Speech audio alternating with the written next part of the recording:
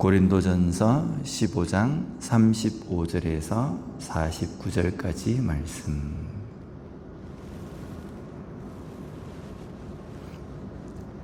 우리 한 절씩 우리 교독하도록 하겠습니다. 우리 35절 말씀 제가 먼저 읽도록 하겠습니다. 누가 묻기를 죽은 자들이 어떻게 다시 살아나며 어떠한 몸으로 오느냐 하리니,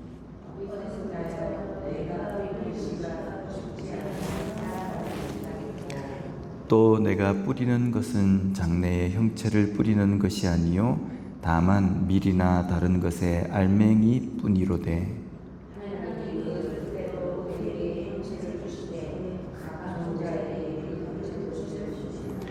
육체는 다 같은 육체가 아니니 하나는 사람의 육체요 하나는 짐승의 육체요 하나는 새의 육체요 하나는 물고기의 육체라.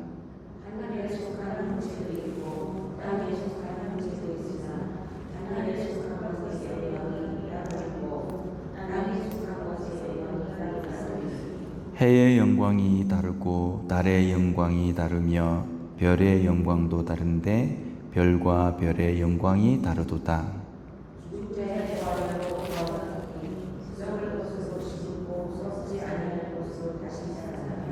욕된 것으로 심고 영광스러운 것으로 다시 살아나며 약한 것으로 심고 강한 것으로 다시 살아나며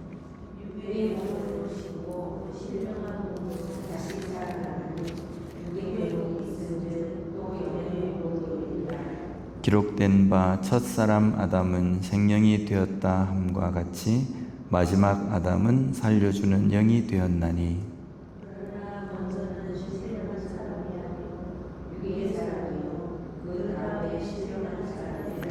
첫사람은 땅에서 났으니 흙에 속한 자이거니와 둘째 사람은 하늘에서 나셨느니라.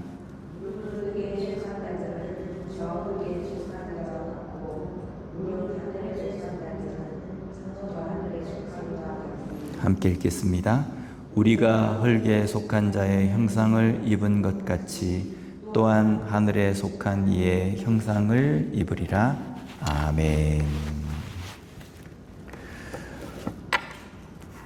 우리 이번 주 고린도전서 묵상 내용에 부활 내용이 좀 많이 나옵니다. 부활에 대한 설명은 좀 복잡하기도 하고 또 내용이 어렵습니다.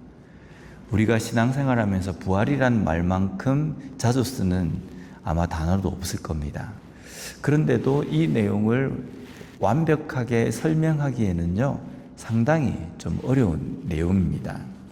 그 이유는 이 땅에서 피조물이 죽었다 다시 살아나는 이 부활이라는 것이 없기 때문입니다. 그리고 우리가 살아가면서 이게 부활이구나 라고 할 만큼 우리가 확실하게 볼 수 있는 어떤 것도 없습니다. 만약에 굳이 죽었다가 다시 살아나는 것, 이 부활을 설명한다고 한다면 씨앗을 말할 수 있습니다. 그래서 오늘 이 본문에도 보면 부활에 대해서 씨앗을 비유로 설명을 하고 있습니다. 먼저 35절 말씀을 보면요. 누가 묻기를 죽은 자들이 어떻게 다시 살아나며 어떠한 몸으로 오느냐 하리니. 부활에 대해서 죽은 자들이 어떻게 다시 살아나느냐라고 묻습니다. 이미 생명이 떠난 육체, 이미 썩어서 없어진 그 시신이 어떻게 다시 생명을 얻고 살아날 수 있느냐 하는 겁니다. 또한 어떤 몸으로 오느냐라고 하는 것인데요. 이 질문의 중심에는 사람의 부활이 지금 우리가 살아있을 때 가지고 있는 이 몸뚱아리, 이 육체 그대로 오는 것을 생각하고 이 질문을 하는 겁니다. 그리고 당시 헬라 철학에서는요, 육체를 악한 것, 영은 선한 것, 이렇게 이야기했기 때문에 죽음을 악한 육체로부터 해방, 탈출이라고 설명을 했습니다. 그러니까 악한 육체로부터 선한 육체가 탈출을 하는 겁니다. 그런데 부활을 하면 몸이 부활을 한다고?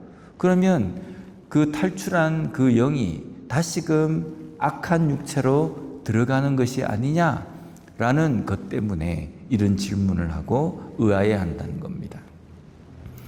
이런 생각을 가지고 있기에 육체의 부활을 도무지 이해를 할 수가 없는 겁니다. 이에 대해서 오늘 본문에서는요, 부활을 씨앗에 비유해서 말씀합니다.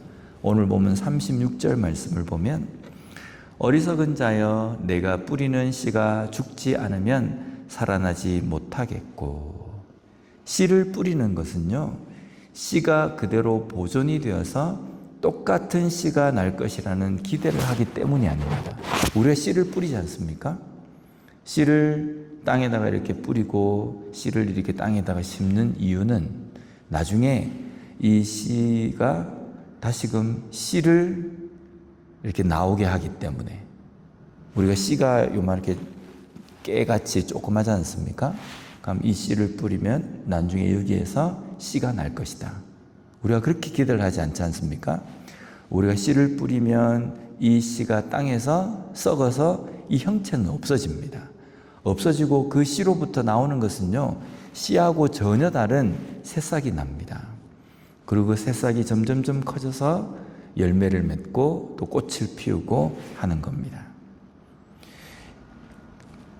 이 식물은요, 씨와는 전혀 다른 성질, 다른 모습이라는 겁니다.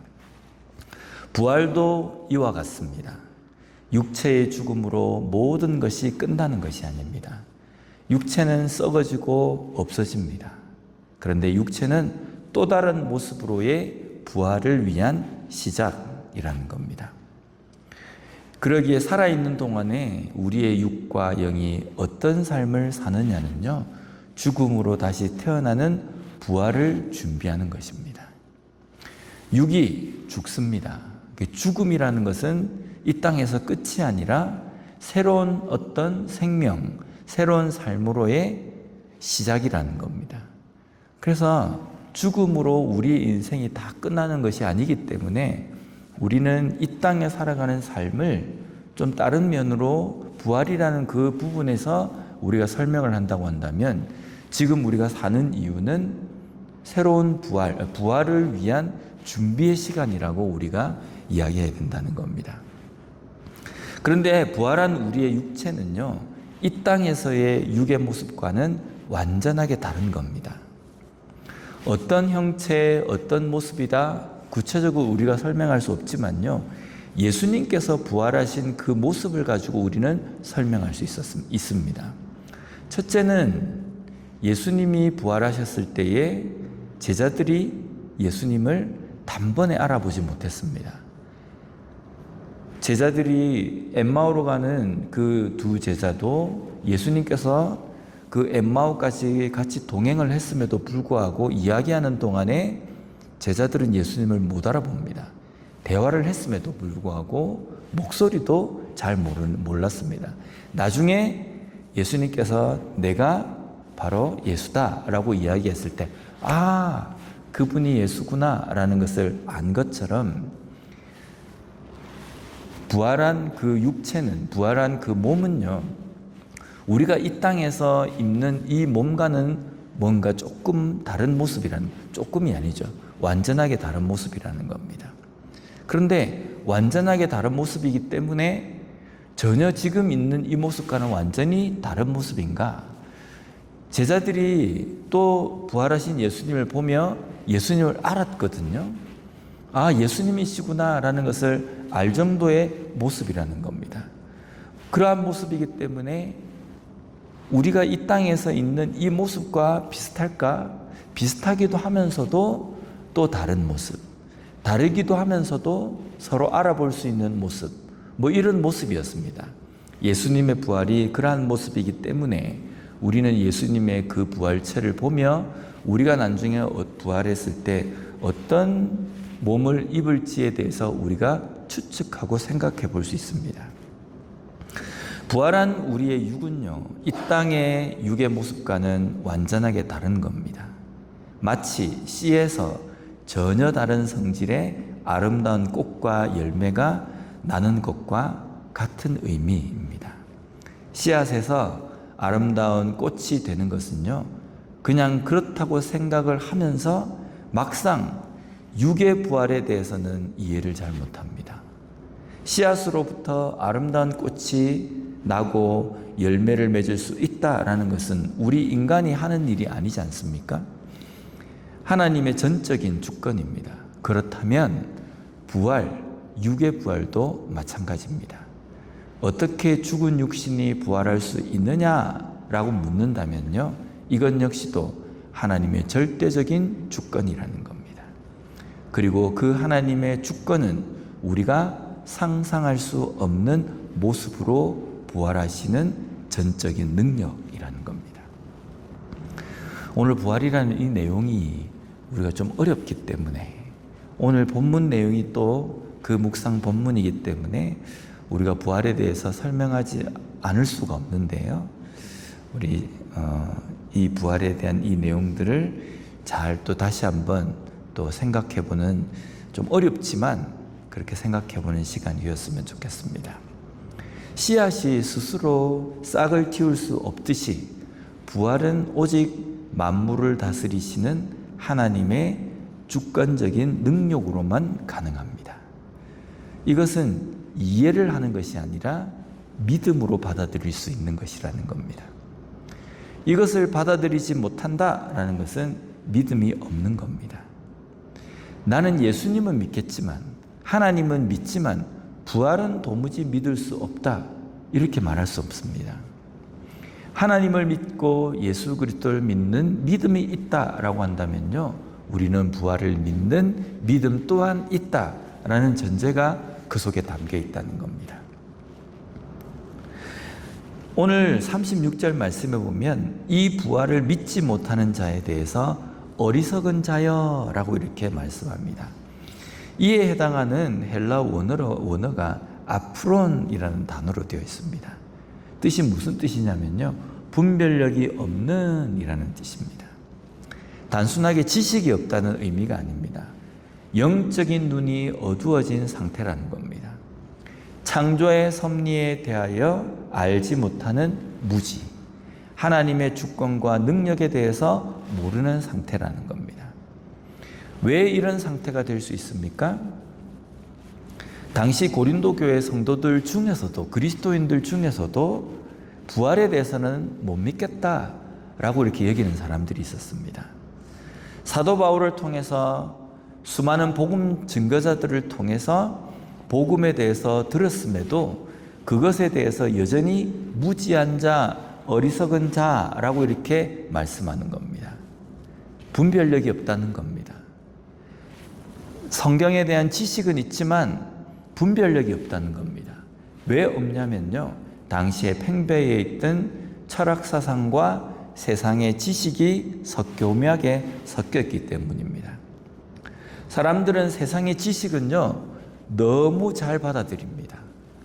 내가 이해할 만한 것이기 때문에 받아들이는 것도 있고, 이게 누군가 유명한 사람이 연구한 것이구나 라는 것 때문에 받아들입니다. 또한 유튜브를 통해서 우리가 접하는 지식도 보면, 우리 스스로도 잘 생각해 보면요, 이 유튜브에서 이 사람이 이런 이야기를 하면 그런가 보다 생각이 듭니다. 근데 또 다른 유튜브에서 그 사람이 다른 이야기를 하면요, 이런가 보구나, 우리가 그렇게 믿어집니다. 또 다른 사람이 또 이야기를 하면 또 그걸 믿어집니다. 설마 이럴까, 이런 생각보다는요, 그럴 수도 있겠다라고 생각을 하는 겁니다. 세상적인 지식에 대해서는요, 너무나도 쉽게 잘 받아들입니다. 그런데 우리가 생각을 해보면 이 지구가, 이 우주가 몇 번의 큰 폭발인 빅뱅으로 인해서 조성이 되었다는 것을 아주 잘 믿습니다. 대부분의 아마 모든 사람들이 이 지구가, 이 세상이 몇 번의 폭발로 인해서 이렇게 되었다. 그래서 미개한 단세포 생물에서 점점점 진화해가지고 지금의 복잡한 인간의 모습으로 진화가 되었다. 이런 진화론을 대부분의 사람들이 믿습니다. 그런데 전지전능하신 신이신 하나님께서 이 천지 만물을 만드셨다라는 것은 못 믿습니다. 못 믿는 게 아니고 안 믿습니다. 믿으려고 하지 않습니다. 왜냐하면 어떻게 그런 일이 일어날 수 있느냐라는 겁니다. 그런데 우리가 좀 이렇게 깨놓고 본다면요, 몇 번의 폭발로 이 복잡한 지구가 완성이 되었다. 단세포 식물에서 점점 진화를 해가지고 이래 복잡한 인간의 몸을 입었다. 이게 믿기 쉽습니까? 아니면 전능하신 신이란 존재, 하나님이 이 땅을 창조하셨다는 것이 믿기 쉽습니까? 어떤 것이 믿기 쉽습니까? 저는 아무리 생각해도 몇 번의 폭발로 인해서 이런 생물이, 이런 복잡한 이 지구가 탄생이 됐다는 것이 저는 도무지 믿기 힘들 것 같아요. 신이라는 존재를 믿기 힘들지만 그 전지전능한 어떤 존재가 이 땅을 창조했다라고 하면 오히려 이게 더 믿기 쉬운 게 아닐까. 둘 다 믿기 어렵겠지만 오히려 이게 더 믿기 쉬운 것이 아닐까라는 생각을, 신앙을 떠나서 그렇게 생각이 듭니다. 그런데 예수 그리스도를 통해서 하나님께서 이 땅을 창조하시고 하나님께서 예수 그리스도를 통해서 우리를 구원하시고 그 예수 그리스도를 다시 살리신 그 부활의 은혜를 믿는 그리스도인들에게 주시겠다라고 약속하셨다라는 이것은요, 거부하면서 받아들이지 않습니다. 그저 황당한 종교적인 이야기라고만 생각한다는 겁니다. 그런데 이것이 세상 사람들만 가지고 있는 생각이 아니라 오늘날 그리스도인들 중에서도 이러한 생각을 가지고 있는 사람들이 있다는 겁니다. 오늘 우리는 어떻습니까? 나는 믿음이 있다라고 말한다면요, 우리의 믿음은 어디까지 믿고 있는가라는 겁니다. 다시 우리의 믿음을 돌아보고 점검해야 합니다. 그래서 누군가가 말씀과 다른 것을 말할 때에 그것이 바른 말인지 성경에 대적하는 말인지를 분별해낼 수 있어야 한다는 겁니다. 우리는 분명히 부활합니다. 그러나 그 부활하는 육체는요, 지금 우리가 살아서 입은 이 육체와는 분명히 다른 육체입니다. 44절 말씀해 보면요, 육의 몸으로 심고 신령한 몸으로 다시 살아나나니 육의 몸이 있은즉 또 영의 몸도 있느니라. 지금 우리가 살아서 입은 육을 육의 몸이라고 말씀합니다. 그리고 부활할 때 다시 입을 몸을 신령한 몸이라고 말씀합니다. 그리고 육의 몸이 죽는 것을 심는다라고 이렇게 말씀합니다. 마치 씨앗이 땅에 심겨지는 것과 마찬가지입니다. 그리고 그 씨앗이 썩는 것을 죽음이라고 이렇게 비유하고 있습니다. 그 죽은 후에 이 씨앗이 끝나는 것이 아니라 싹을 틔우지 않습니까? 싹이 틔워지고 새로운 식물이 나는 것을 부활이라고 이렇게 비유하고 계신다는 겁니다. 오늘 이 말씀을 통해서 우리에게 주시는 메시지는 무엇입니까? 육신의 죽음이 끝이 아니라는 겁니다. 만약에 우리가 이 땅의 삶을 살아가다가 육신이 죽은 것으로 끝난다고 한다면요, 지금 우리는 절제하고 인내하고 양보하면서 겸손한 삶을 살 필요가 없습니다. 이 땅의 삶이 끝이기 때문에요, 내가 하고 싶은 대로 살면 되는 겁니다. 죄만 짓지 않으면 되기 때문에 그냥 내가 하고 싶은 대로 참지 않고 양보할 필요도 없고 내 것 챙기면서 그냥 살아야 된다. 살면 되는 겁니다. 거룩하게 살 필요도 없을 겁니다. 그러나 이 땅에서의 삶이 끝이 아니기 때문에 우리는 이 육신의 죽음 이후에 새로운 삶을 살 그 부활을 준비하는 시간이 되어야 된다는 겁니다. 거룩하고 깨끗한 삶으로 준비하는 삶이 되어야 합니다. 이 성화의 과정을 힘들지만 견디며 살아가는 삶이 되어야 된다는 겁니다.